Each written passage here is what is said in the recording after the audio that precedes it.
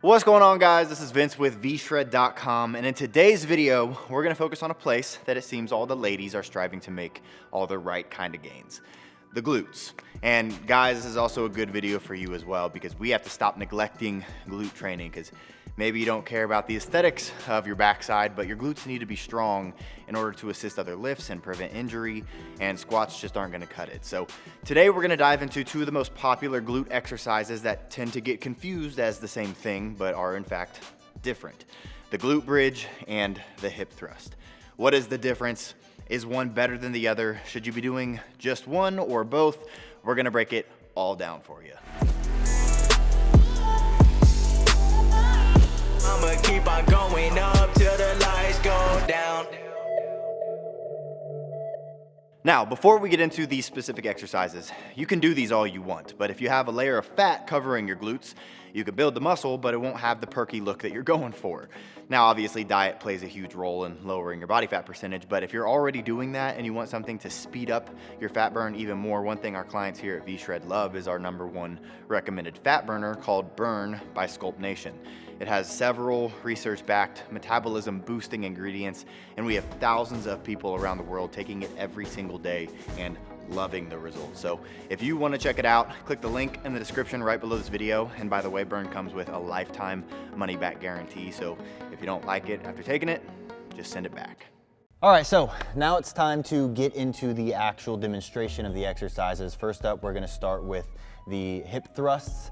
And this is probably one that's a little more common just because you can usually add weight a lot easier with these, and the range of motion is a little bit longer. So people a lot of times feel this more in their glutes, but it can be done wrong, and I wanna make sure that you're doing it right, because if you're doing it wrong, you can end up feeling this in your quads and your hamstrings a lot, and we're really trying to target the glutes as much as possible. So first thing you're gonna need is something to put your back up on. So this can be a box. I'm using a bench, which is what a lot of people end up using anyways, but I'm going to slide my body down until my upper back is on this.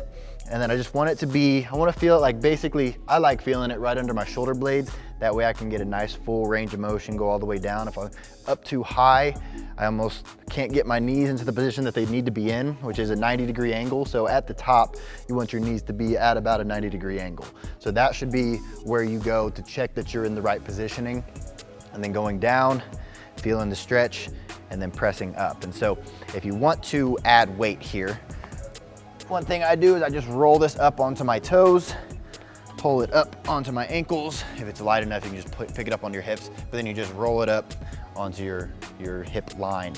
I'm going to get my back into the position on this bench, push myself up. Again, I have my shoulder blades I have the bench just below my shoulder blades, and at the top, my knees are at about a 90-degree angle. And so from here, what I like to do is I like to first off engage my glutes. And so the first thing I'm doing is I'm squeezing down on my glutes. That way I can make sure that I'm really emphasizing that mind-muscle connection. So the first thing is I'm squeezing and flexing my glute muscles. I'm engaging my core also, and I'm tucking my chin. The reason I like to tuck my chin is because it helps to keep my pelvis in that posterior tilt. So there's an anterior tilt, which is when your belly's kind of sticking out and your butt is a lot less chance of your glutes actually getting activated. And then there's the posterior tilt, which is where you're actually driving your hips forward, and that's what actually allows you to target your glutes like you want to.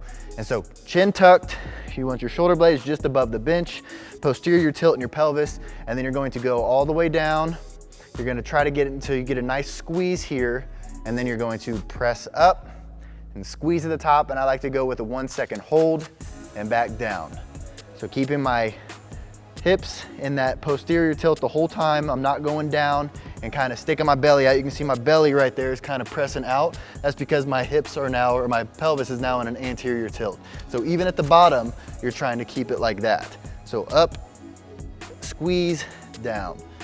Up, squeeze, and at the top, your knees are at that 90-degree angle, and back down. And so this obviously is going to allow you to add a lot more weight, because you can use a big bar like this.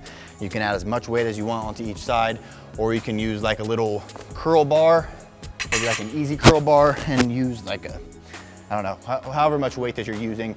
And so with the hip thrust, you can add a lot more weight. There's a larger range of motion, which you just saw. I can go down a lot farther, And also at the top, one thing I actually forgot to mention was you don't want to overextend at the top. And so what I mean by that is you want to go up until that 90-degree angle, but you don't want to do this. And the reason why is because you're going to start feeling that in your lower back, and we're trying to take the back portion out of it as much as possible, and also keeping your hips in that posterior tilt is going to help take your back out of it as well. So important takeaways: larger range of motion, knees in a 90-degree angle, keeping the bar or the bench just below your shoulder blades.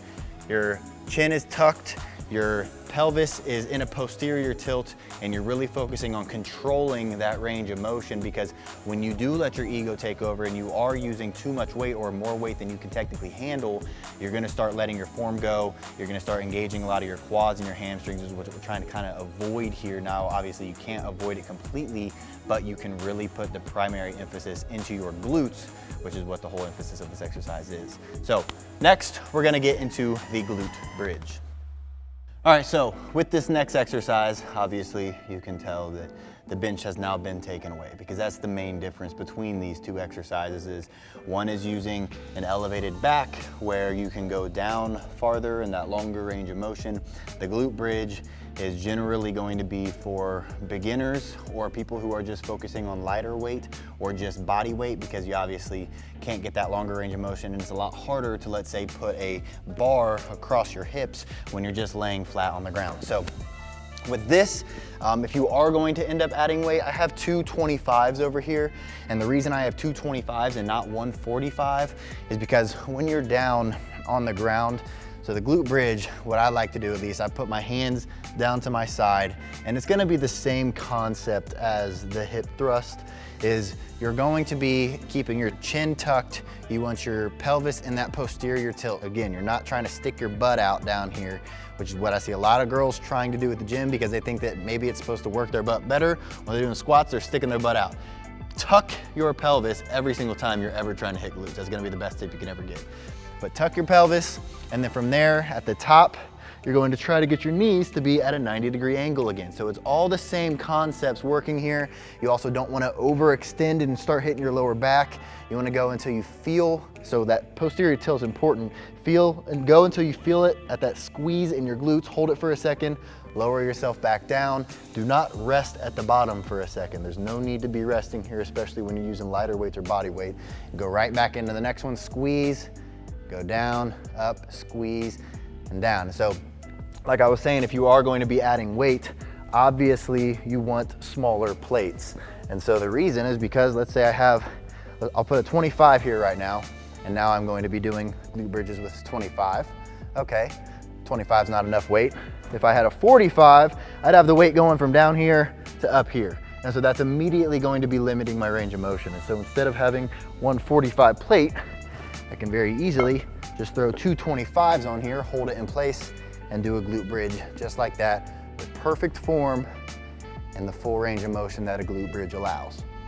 So, key takeaways, once I get this weight off me, all the same concepts of the hip thrust. It's going to be a shorter range of motion, but you still want to aim for that 90-degree angle with your knees. You still want to tuck your chin, keep your pelvis in that posterior tilt to really engage your glutes. Squeeze for 1 second at the top just to make sure you're getting that contraction and getting that time under tension that you need to actually build your glute muscles. And then if you want to add weight, use smaller sized plates and just use more of them, and so that you can hold them in place and you can still have the full range of motion that the glute bridge allows. So, is one better than the other? Well, it depends on who you're asking.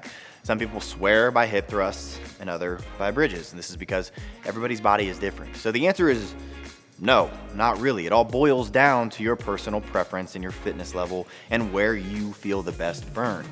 That said, you may not want to swap out one for the other unless you don't feel the glutes working in one of the two. This is because glutes are made up of both slow twitch and fast twitch muscle fibers, and they thrive on variety. This means different weights, different rep ranges, different angles, and different planes of motion. Now, there's definitely a place for both hip thrusts and glute bridges in your program, as well as many other glute isolation exercises like kickbacks and pull-throughs and reverse hypers and many more.